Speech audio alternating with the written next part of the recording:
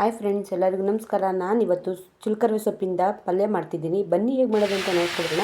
ಇದು ನಾನು ಒಂದು ಕಟ್ ಸೊಪ್ಪು ತೊಗೊಂಡಿದ್ದೀನಿ. ಅದು ಚೆನ್ನಾಗಿ ಬಿಡಿಸಿ ತೊಳೆದು ಇಟ್ಕೊಂಡಿದ್ದೀನಿ. ಒಂದು 5-6 ಸಲ ತೊಳಿಬೇಕು ಸೊಪ್ಪನ್ನ. ಈಗ ಒಂದು ಬಾಣಲಿಗೆ ಹಾಕೊಂಡಿದ್ದೀನಿ. ಬಾಣಲಿಗೆ ಹಾಕಿ ಅದರಲ್ಲಿ ನೀರಿನ ಅಂಶ ಹೋಗೋ ಥರ ಫ್ರೈ ಮಾಡ್ತಿದ್ದೀನಿ. ನಾನು ಯಾವುದೇ ರೀತಿ ಎಣ್ಣೆ ಬಳಸಿಲ್ಲ ನೋಡಿ. ಆ ನೀರಿನೆಲ್ಲ ಚೆನ್ನಾಗಿ ಬೆಂದಿದೆ. ಸೊಪ್ಪಿನಲ್ಲಿರೋ ನೀರೆಲ್ಲ ಚೆನ್ನಾಗಿ ಬೆಂದಿದೆ. 75% ಬೆಂದಿದೆ. ಇನ್ನು ಇದು ಒಗ್ಗರಣೆಯಲ್ಲಿ ಹಾಕೊಳ್ಳೋಣ. ನೋಡಿ ಬೆಂದಿದೆ. ಇದನ್ನು ಪಕ್ಕಕ್ಕೆ ಇಟ್ಟಿರೋಣ.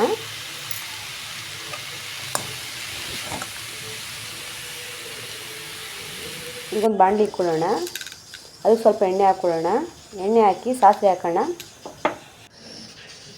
ಸಾಸಿವೆ ಸ್ವಲ್ಪ ಚಿಟಪಟ ಅಂದಮೇಲೆ ಒಂದು ಈರುಳ್ಳಿ ಕಟ್ ಮಾಡಿ ಇಟ್ಕೊಂಡಿದ್ದೀನಿ, ಅದನ್ನ ಹಾಕ್ಕೊತಿದ್ದೀನಿ. ನಾನು ದೊಡ್ಡ ಈರುಳ್ಳಿ 2 ಯೂಸ್ ಮಾಡ್ತಿದ್ದೀನಿ. ಇದನ್ನ ಹಾಕಿ ಚೆನ್ನಾಗಿ ಫ್ರೈ ಮಾಡ್ಕೊಳ್ಳೋಣ.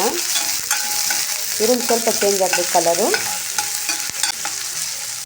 ಈಗ ಸ್ವಲ್ಪ ಚೇಂಜ್ ಆಗಿ ನೋಡಿ. ಈಗ ನಾನೀಗ ಹಸಿಮೆಣಸಿನಕಾಯಿ ಮತ್ತು ಬೆಳ್ಳುಳ್ಳಿ ಜೀರಿಗೆ ಹಾಕೊಂಡು ಪೇಸ್ಟ್ ಮಾಡ್ಕೊಂಡಿದ್ದೀನಿ, ಅದನ್ನ ಹಾಕ್ಕೊಡ್ತೀನಿ. ಹಸಿಮೆಣಸಿನಕಾಯಿನ ಹುರಿದು ಅದ್ರ ಜೊತೆ ಸ್ವಲ್ಪ ಜೀರಿಗೆ, ಬೆಳ್ಳುಳ್ಳಿ, ಉಪ್ಪು ಎಲ್ಲ ಹಾಕಿ ಮಿಕ್ಸಿಲಿ ಹಾಕಿ ರುಬ್ಕೊಂಡಿದ್ದೀನಿ.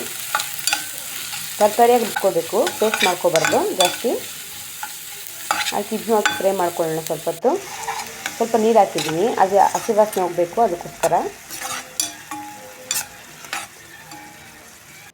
ಈಗ ನೋಡಿ ನೀರು ಹಾಕಿ ಸ್ವಲ್ಪ ಹೊತ್ತಾದ್ಮೇಲೆ ಚೆನ್ನಾಗಿ ಫ್ರೈ ಆಗಿದೆ. ಈಗ ಕಾಯಿ ತುರಿ ಹಾಕೊಳ್ಳೋಣ. ನಿಮ್ಗೆ ಎಷ್ಟು ಬೇಕೋ ಅಷ್ಟು ಹಾಕ್ಕೊಳ್ಳಿ. ನಾವೀಗ ಫಸ್ಟೇ ಹಾಕಿ ಫ್ರೈ ಮಾಡ್ಕೋಬೇಕು, ಅವಾಗ ಟೇಸ್ಟ್ ತುಂಬ ಚೆನ್ನಾಗಿರುತ್ತೆ ಸೊಪ್ಪಿಂದು. ನೀವು ಒಂದ್ಸಲ ಟ್ರೈ ಮಾಡಿ ನೋಡಿ ಈ ಥರ. ನೋಡಿ ಚೆನ್ನಾಗಿ ಫ್ರೈ ಆಗಿದೆ. ನಾವು ಹಾಕಿರೋ ಕಾಯಿ, ಈರುಳ್ಳಿ, ಹಸಿಮೆಣಸಿನಕಾಯಿ ಪೇಸ್ಟ್ ಎಲ್ಲ. ಈಗ ಸೊಪ್ಪು ನೋಡಿ ಬೆಂದಿರೋ ಸೊಪ್ಪು ಹಾಕ್ಕೊಳ್ಳೋಣ.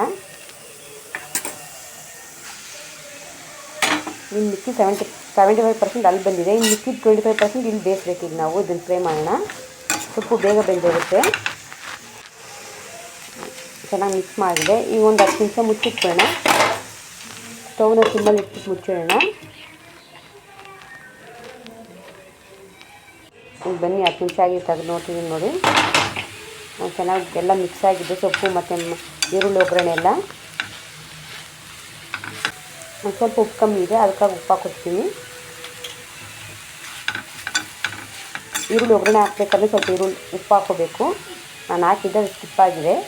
ಈಗ ರುಚಿಗೆ ಎಷ್ಟು ಬೇಕೋ ಅಷ್ಟು ನೋಡ್ಕೊಂಡು ಹಾಕ್ಬೋದು ಈ ಟೈಮಲ್ಲಿ. ಈಗ ಮತ್ತೆ ಸ್ಟವ್ನ ಆಫ್ ಮಾಡಿ ಒಂದು 2 ನಿಮಿಷ ಮುಚ್ಚಿಡೋಣ. ಅದಾದಮೇಲೆ ಮಿಕ್ಸ್ ಆಗುತ್ತೆ ಚೆನ್ನಾಗಿ. ನೋಡಿ ರೆಡಿಯಾಗಿದೆ ನಮ್ಮ ಸೊಪ್ಪಲ್ಲೇ. ಇದು ರೊಟ್ಟಿ ಜೊತೆಗೆ ಮತ್ತು ಅನ್ನ ತಿಳಿ ಸಾಂಬಾರು ಜೊತೆಗೆ ಒಳ್ಳೆ ಕಾಂಬಿನೇಷನು. ಒಂದ್ಸಲ ಟ್ರೈ ಮಾಡಿ, ಹೇಗಿತ್ತು ಅಂತ ಕಮೆಂಟ್ ಮಾಡಿ. ಇಷ್ಟ ಆದರೆ ಲೈಕ್ ಮಾಡಿ,